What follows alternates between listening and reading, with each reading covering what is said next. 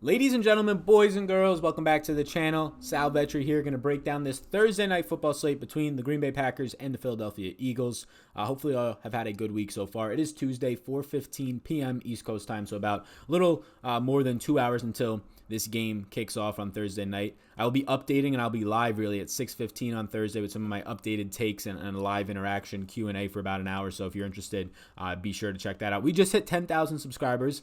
Awesome. Thank you all so much. Literally today, like an hour or two ago. So thank you. I'll be doing a giveaway on Friday's video. Man, that is so cool. Thank you all so much. Doing this full time now. It's been sustainable, very sustainable. And honestly, the more important thing, sustainability financially is great, but it's just been a ton of fun. So thank you all. Really appreciate it. If you get any value from a past video, this video, or something in the future, maybe, if you're not sold after this one, please hit the subscribe button, join the community. I have exclusive content on Patreon. I'll have my Patreon tiers for this slate out on probably Thursday morning. You can check that out. I have a lot of other content throughout the week, projections, live streams, exclusive podcasts about ownership for the week, all that. So check that all out. That's there in the description below. If you want $100 off my daily fantasy football course, DFS football course, NFL, you can check that out at $100 off. Just drop a comment in the description, or not the description, drop a comment below, and I'll just send you a link for a $100 coupon. If you're interested, that's something I'll be doing since this 10,000. Why not give back a little bit, right? So appreciate it. We'll do some giveaways on the Thursday video for the final thoughts. Hit the subscribe button, stuff in the description, check it out. Follow me on Twitter at SalVetriDFS, and let me know if you have any questions in the comment section. So yeah, let's get into this slate. Right now, it seems the Packers have been bet up to a 4.5-point favorite. I believe it opened at 3.5. So 4.5-point favorites for the 3-0 Green Bay Packers, who look really sharp, right? So we're going to get into this game, and we're going to see two defensive fronts that look really solid. The Packers' defensive front right now is generating the most pressure, and they're only blitzing like bottom 5 in the league. So they're getting a ton of pressure with 3 and 4 men, which is exactly how like you win as a football team, not even just as a defense. Like if you're generating pressure without even blitzing, yeah, you can be damn sure that your secondary is going to be good. And that's exactly what the Packers have done through 3 weeks, albeit against bad quarterbacks. If you look at the neutralized stats that take away quarterback like play in terms of how those quarterbacks have been playing against other defenses in neutral situations, the Packers still are one of the most elite defenses, top 3 in the entire league, first in a lot of instances. So defense looks great. If we just look at a high-level view of the Eagles' defense, really banged up right now, already without like 3-4 starters on that defense. Ronald Darby, who's been terrible. Ronald Darby has been one of the worst cornerbacks, like terrible. Grades in the 30s on PFF. If you're anything below like 60, it's bad. 30s. Terrible. They just lost him. He's going to be out for a while. I think that's the 4th starter on this defensive unit they've lost in 3 weeks. So not great. Defensive front still elite. I would say actually still very good, but missing 2 or 3 guys on that defensive front 7 really is tough. So defense is good, but banged up for sure. Both offenses not playing to their peak potential. Philly more so for injury reasons. The Packers just starting off hot on offense and not closing the deal. So let's get through my interest right here. And starting with Davante Adams, looks fantastic. Look, my concerns with Davante Adams are not for this week against a secondary in Philadelphia that all of their cornerbacks are pretty bad. Sidney Jones is like the best cornerback on this team, and he grades out in the 60s on Pro Football Focus, which is on the point of being okay to bad. So that says that much. I mean, they have decent safety play. Cyprin, I believe it's pronounced. If I'm saying that right, he is a very good safety through 3 weeks. Actually watched some of his just next-gen stats and tapes, really. Looks really good. But no cornerbacks are going to be able to keep up with Davante Adams. I mean, most can't. And Davante at $11,000, most expensive play on the slate. I agree with the price point. He should be the most expensive. The concern is over the long haul for Davante. If this Packers defense is going to dominate and they're going to be in positive game flow situations, which they've been for 2 to 3 weeks already, then there's going to be less pass attempts. And Matt LaFleur, the Packers head coach, already said, I want to keep Aaron Rodgers around 30 attempts. Well, we've seen Aaron Rodgers around 30 attempts for 3 straight weeks, being under 30 last week at 29 attempts.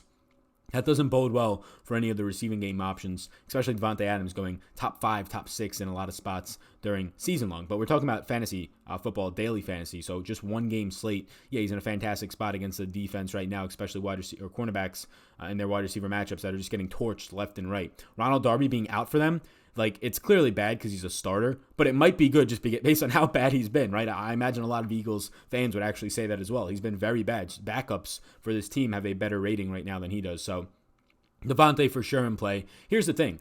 We've been through now 9 showdown slates, and 6 out of the 9 have been wide receivers. And Monday night should have been a wide receiver, just nobody had a lineup that left that much money on the table. So Mitch Trubisky was actually the captain winner in that one. 45,000 people are taken down. But it should have been Taylor Gabriel. There just wasn't enough money. People didn't want to leave that much money, and there just wasn't a lineup. He was only owned in like less than 1% of fantasy lineups in the captain spot.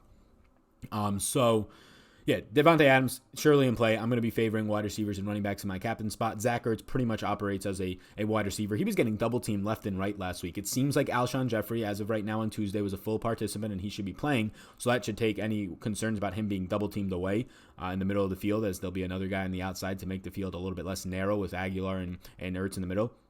So he's fine at 9,200. The price point doesn't seem too high, definitely not too low. So Ertz is completely fine. Nelson Aguilar might be the best play on the slate for his price point. Even if Alshon comes back, they said he was a full participant today. So if he was a full participant today, that means, he's back to health, right? So I would expect him to play a good amount of the snaps, but it doesn't matter. Like, Aguilar is not coming out of the slot. He was on the field for 99% of the snaps last week. He ran, 99% of the snaps. He ran 92 routes in the last 2 weeks, targeted 12 times last week. He's going to be in the slot where he's definitely not going to get Jair Alexander, who actually followed Emmanuel Sanders into the slot last week, which was a concern.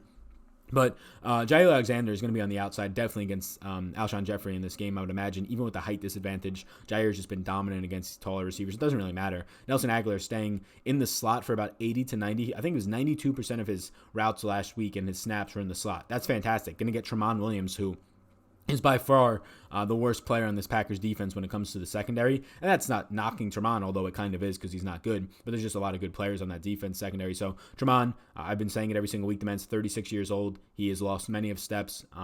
His prime days are behind him. And right now he's just kind of a space filler out there with experience. But by no means is this a positive matchup for Jamal Williams. Nelson Aguilar is going to be in a very favorable spot, even if Alshon Jeffrey comes back. He's just too cheap. He should be in the 8K range, in my opinion, for sure. Matt Collins, it does not seem like Deshaun Jackson, so Alshon Jeffrey should be back. Deshaun Jackson is not likely to be back. Matt Collins played 99% of the snaps last week. Every single play, it seemed, pretty much he was out there with Nelson Aguilar. You're not going to have Djax this week. He outperformed by far J.J. Arcega-Whiteside last week. It doesn't really matter. They both play on the outside, but Matt Collins is a more explosive play. 15 targets in 2 weeks, 89 routes run the last 2 weeks. Now, with Alshon Jeffrey back, some of these things are going to just drop a little bit, right? Obviously, the routes run might not drop all that much, to be honest with you. It'll be a passing game script here as they're 4.5-point underdogs.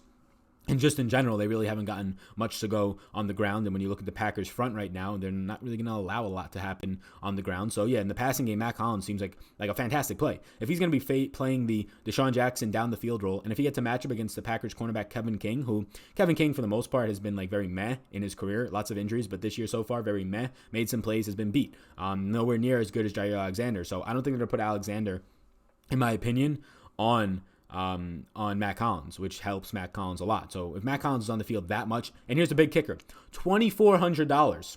He's $2,400. You don't get a guy playing 99% of the snaps who's seen 15 targets in the past 2 weeks on a slate like this that often. I get it. Alshon's going to be back. Maybe his target share dips a little bit, but instead of seeing 7 targets, he'll see 5 or 6, and he's $2,400. You're usually paying $2,400 for a guy who might see 2 to 3 targets and not be on the field above 50% of the time. Matt Collins was just a mistake. Maybe they really thought Deshaun Jackson was going to be back. Nothing has really shown all that much, in my opinion, that he's going to be back. But, yeah, I really like this spot for Matt Collins, and it's a huge price play, but there's actually opportunity there, in my opinion. MVS, 6 catches, 99 yards, and a touchdown last week on 10 targets. You had Chris Harris Jr. on Davante Adams, actually held him down pretty well, and then you had Valdez-Scantling breaking down on the first drive of the game for the big touchdown. Saw a lot of looks from Aaron Rodgers. Same concern with MVS as it is Adams, as it is Geronimo Allison in this offense, is you might only see 30 attempts from Rodgers. This is a game where it seems like they might actually have some more competition, right? 4.5-point spread, sure. But a game where the other team has a sustainable passing offense. We had the Packers play the Broncos. I would not say too many good things about Joe Flacco at this point in his career. We had them play Kirk Cousins in Minnesota that wants to run heavy. They did that. We had them play Mitch Trubisky week 1, and he just looked like a complete potato out there. So Carson Wentz is definitely an upgrade in terms of the best quarterback they've played, so maybe it pushes the tempo a little bit. MVS is a guy at 7,600. I'd much rather get to Nelson Aguilar here. He's just going to be on the field more. MVS, though, used elite last week at 88% of the snaps, but he'll still be on the field more. He'll probably run more upside routes in terms of his price point. So I do prefer Aguilar there, but MVS for sure is in play for me. Aaron Rodgers is in play for me. Look, usually Aaron Rodgers is not going to throw a lot. I've already stated a couple times why I think he throws more here. There's concerns about the overall volume for the season. Like, he's not a must start. If you have Aaron Rodgers, you probably sit him more times than not if you have guys like Phillip Rivers and Josh Allen on your bench in season long, to be completely honest with you. Just more upside there in their offenses and what their versatility is. Rodgers just isn't throwing a lot. It's bad. It's scary. But this is the LaFleur offense through 3 weeks. Maybe some of it's game flow. Maybe some of it's not. I tend to lean on a little bit of both, but more so that Matt LaFleur is just a donkey, to be honest with you. I'm a Packers fan, so maybe a little biased, but that's what I'm seeing so far. But Aaron Rodgers in this matchup, this secondary is bad. If you have Pro Football Focus, just go look at these ratings. Just look it up right now. This secondary is disgusting. Some safety help for sure. Some guys up front are still definitely elite. Like, this defensive line is very good for the Eagles, but secondary, bad. I expect the Packers to run a lot more 3 wide receiver sets this week, something they haven't been doing because they've just been in a game flow where they can run the ball, and they've just been running a lot of 2 wide receiver sets with Davante and MVS, not a lot of Jamal Williams in the slot. More 3 wide receiver sets just leads to more passing, which helps Aaron Rodgers. So I do like him at his price point. I favor him over Wentz this week. Jamal Williams, 5,000, some interest here. So Jamal Williams out-snapped last week, Aaron Jones actually, by a decent amount. Saw the majority of the snaps, saw the majority of the touches. Look, they've been splitting time all week. People were getting all up and down about Matt LaFleur coming out and saying he wants to even up the touches. They were splitting time before he even said that, but people, since he said it, then got all crazy. Like, Jamal Williams saw 47% of the snaps week 2, 41% week 1. This has been a split all season long. It just so happened now to turn into the favor of Jamal Williams. I think it's going to be close to a 50-50 snap split all year. I think Aaron Jones will out-touch him. Probably 70-30 when you look at it towards the end of the year, just because he's the more dynamic back. But Jamal Williams, there's no saying that $5,000, it's a good price point. Now, this Eagles defense, the run defense is good. So that's why he's only somewhat of an interest to me. He probably ends up being somebody that doesn't make a lot of my lineups. But if you're telling me that Aaron Jones, sure, definitely more explosive, without a doubt, the better running back than Jamal Williams when it comes to anything. Elusive rating, just big play upside. I don't like yards per carry, but in terms of just success rate, all of those are much higher. And you get Aaron Jones, but he's $4,000 more. He's in a price range where then I'm choosing between Aaron Jones and Zach Ertz. Give me Zach Ertz all day there. I'm choosing between Aaron Jones or Nelson Aguilar and saving money. Give me Aguilar. Things like that, right? So I don't want to pay for Aaron Jones against a very good run defense. Jamal Williams is involved in the receiving game, and if he's going to see the same amount of snaps, albeit not as high upside touches probably, in terms of just being dynamic as Aaron Jones is, but you're saving $4,000. So if you tell me that Jamal Williams touches the ball 15 times at $5,000 and he's going to have 3 receptions, there's some upside there for sure, especially since he does get goal line work as well. Carson Wentz, somewhat interesting. The Packers secondary is very good. You attack them in the slot at Jamal Williams. Their outside quarterback, Jair Alexander, is becoming a very true lockdown corner. Kevin King is very meh to, okay. I wouldn't say he's bad. I wouldn't say he's good. He's okay to meh, right? Whatever you want to say with that, but it gets you by when he's going to be going up against like Mac Hollins in this game. And then the safeties right now, Darnell Savage, the rookie, looks fantastic. And then Adrian Amos has looked really good as well through 2 weeks. The pass rush is obviously great. Again, they're getting the most pressure, so I just really don't want to be playing Carson Wentz in a spot where his offensive line has looked good, but if you look at that offensive line when it faces pressure, not great. Now you have a team that's generating the most pressure in the league with a 4-man rush right now and a 3-man rush. That's not great. If they bring any blitzes, Carson Wentz is going to be in a lot of trouble. Another reason why I do like Nelson Aguilar short passes, right? Geronimo Allison, 4,200. There's some interest here. Look, Geronimo Allison has been terrible this year in terms of when he's on the field, right? Couple of drops, has not looked good, but he's also not on the field a lot. He's only run 56 routes this year. You want to compare that to somebody? Will Dissly, the tight end for the Seattle Seahawks right now, has only run about 54 routes. So very similar upside there in terms of the amount of routes run, and they're coming out of the slot, so they're not as high upside. Sure, he caught a touchdown week 2, but if you watch that touchdown pass, I mean, Rodgers just threw him open. It wasn't like he got separation. So right now, Geronimo Allison doesn't look great, but if I do project this, and this is just my game script scenario, that the Packers throw more because it's more of a competitive game and they're not winning 14-0 early like last week, or they're not winning 21-0 early like the week before, more 3 wide receiver sets leads directly to more Geronimo Allison on the field. Right now, the Packers are only really running 3 wide receivers. They let Trevor Davis go, so what they have is Davante Adams, MVS, and Geronimo Allison. After that, nobody's getting on the field right now. Jake Kumru has run 4 routes all season and has 1 reception. Yeah, that's it, just 4 routes.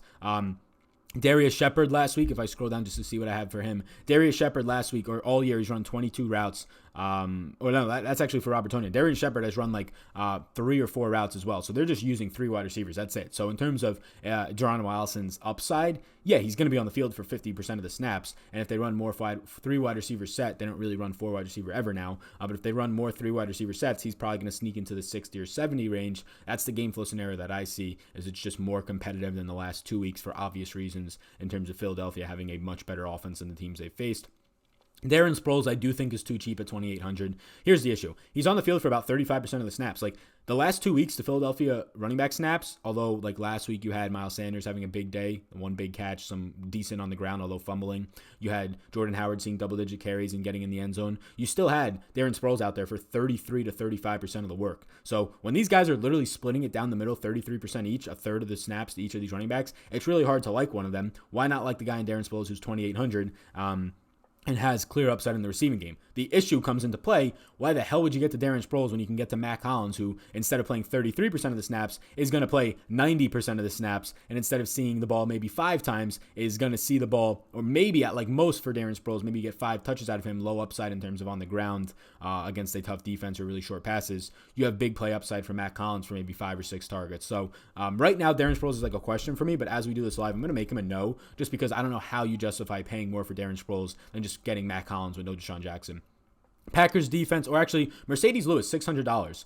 If you really want to do a dart throw here, I think Mercedes Lewis is interesting. I believe you still have Jimmy Graham dealing with an injury, albeit he played last week, very limited based on snap count and just the overall usage. You haven't had Jimmy Graham catch a ball in 2 weeks. Mercedes Lewis is being actually utilized decently in this offense. He's run about close to 10 routes per week. He had 3 catches week 1. He had caught a ball or 2 last week. So 10 routes per week is not good, but he's $600. So instead of a guy being 600 and not even being on the field, Mercedes Lewis probably sees about 2 to 3 targets in this game. He'll be red zone active. Jimmy Graham, I believe, is still dealing with an injury, and on a short week, I don't think he's still going to be 100% healthy. So Mercedes Lewis is not a play that I actually do recommend. Like, he's a maybe. The reason I want to bring him up is if you're somebody who likes to dumpster dive down below, I think he's the most viable dumpster dive. I know Dallas Goddard is down there. Dallas Goddard is very banged up. He practiced in a limited fashion, but it doesn't really matter to me because he only ran 3 routes last week, and on a short week, I don't think they push him that much more, and he's a much better blocker for this offense and what they want to do, in my opinion. J.J. Arcega-Whiteside, I don't have interest now that Alshon Jeffrey is going to be back. Who else is on here? Packers defense. Slight interest in Packers defense. They're 4,800, but on a slate where Jamal Williams is 5,000, Mac Hollins, we said, was 2,400, and even Geronimo Allison is 42. There's a lot of plays that are skill position players with much more upside than a defense that I would rather get to. Now, their defense is going to get a lot of pressure, which turns into sacks, fumbles, interceptions, so that's good. So I think there is upside. That's why I don't have them as a no. And they've been really good in the takeaway department, obviously fueled by that number 1 pressure rate right now that I touched on, and only top 5 or bottom 5 in actual blitz rate, which is crazy. But their defense is interesting. I'm somebody who usually doesn't pay for defenses. Again, it'll hurt me 1 out of every like 15 slates or 10 slates at most. So I really don't care if last night or whatever it was that a defense is in the winning lineup. I don't really care if it matters too much. But on this type of slate, I think getting to it is okay. It's just a matter of what you want to do with the rest of your lineup. My no's are both kickers. You can get to them. I just don't want to justify a kicker. What I literally have wrote word for word, likely won't get to a kicker personally on a slate with 6 legit wide receiver options and 4 to 5 viable running backs. So when there's 10 players on the slate that are like affordably priced to expensive, and affordably priced meaning $2,400 Mac Hollins, $4,200 Geronimo Allison, when there's 10 players like that, and the guys I haven't even listed like Miles Sanders, Jordan Howard, that have the upside of 10 plus points, a couple of them are probably going to get there. Maybe 5 get there. Usually means you don't need a kicker. If a kicker goes for 12 to 15, yeah, you probably need them at their price point. But when there's cheaper plays or relatively the same price plays on the slate that have the upside of seeing 90+% of the snaps like Mac Hollins, or seeing 60 to 70% of the snaps potentially like Geronimo Allison, I just rather go there for the upside instead of sweat a 50-yard field goal and hope that a kicker makes a 50-yard field goal for him to be viable for me, right? Who else? There's some no's I'll touch on. Aaron Jones is just a pricing no. It's a really tough matchup. Even with injuries to this Eagles defensive line, they are still a very good defensive line. Also, I should mention, Jason Peters has left 2 games in a row now, but he seems healthy. But I can't imagine he's 100% healthy in a short week. So that's another reason if you like the Packers defense. Peters is a huge part of that offensive line, like the soul of that offensive line probably. So if he's banged up at all, which again, leaving 2 games means you're probably somewhat banged up on a short week, that definitely doesn't help. Alshon Jeffrey, a full participant we talked about. It's fine if you want to get to him. He's $8,200. He's too cheap probably. I should probably make him like an X right now because when I first made this, he was questionable. Now he's a full participant. I do think Jair Alexander gets on him, which leads to a lot more passes to the Mac Hollins of the world, which I like him, Aguilar of the world, Zach Ertz, all the guys that I actually like. I think Alshon on a short week being a full participant is good to see. Is he fully healthy? We don't know. I would lean that he is. I imagine Alshon plays maybe 70-80% of the snaps in this one. And if they're against Jair Alexander, they're just lower upside snaps than Aguilar in the slot against Jamal Williams and so on and so forth. Matt Collins versus Kevin King. Miles Sanders, or Deshaun Jackson, I'll just say he's probably going to be out. Miles Sanders, 6,200, favorable price point for a guy who touched the ball 17 times last week, but he fumbled twice in the same drive. Legit concerns there. And then there's just 3 running backs touching the ball. Like Jordan Howard had 11 touches on the ground last week. I believe Darren Sproles only had like 4 touches last week, something small, but he was still in the field for 30+ percent of the snaps. It was 35% of the snaps. He's ran 44 routes in the past 2 weeks, Darren Sproles. So that's actually a decent amount of the routes compared to these other running backs. So if you're telling me that Miles Sanders' upside in this game is like 35% against a stout defensive line in a game or on a season where he really hasn't shown that much upside, and Alshon Jeffrey's back, so he's not as heavily leaned on in the receiving game, I just personally don't think I need to get there. Same can be said for Jordan Howard, who has less receiving game responsibilities, who's cheaper, though, probably gets more work around the goal line, but I'm just not targeting the Eagles' backfield. And I was a little bit interested in Darren Sproles, but now looking at the fact that Matt Collins is definitely going to play with Deshaun Jackson news today coming out that he's unlikely, I'm just not going to get to this Eagles' backfield personally. Jimmy Graham has not seen a target or a catch in the last 2 weeks. Looked good week 1, caught the only touchdown of the game. They said they want to feature tight ends more, and then that went all out the window after week 1, really. So Jimmy Graham's just not going to get there either. I think that Jimmy Graham has red zone upside for sure, maybe a sneaky type of a player.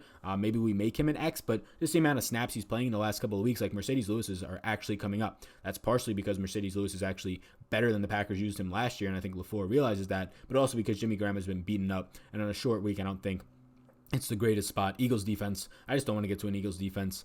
Packers offensive line, that is good. Packers quarterback, clearly an Aaron Rodgers who makes very little mistakes in the history of the NFL, has the lowest touchdown to interception ratio, meaning he doesn't throw interceptions, not because he has just a ton of touchdowns. He has that too, but just because he has no real interceptions.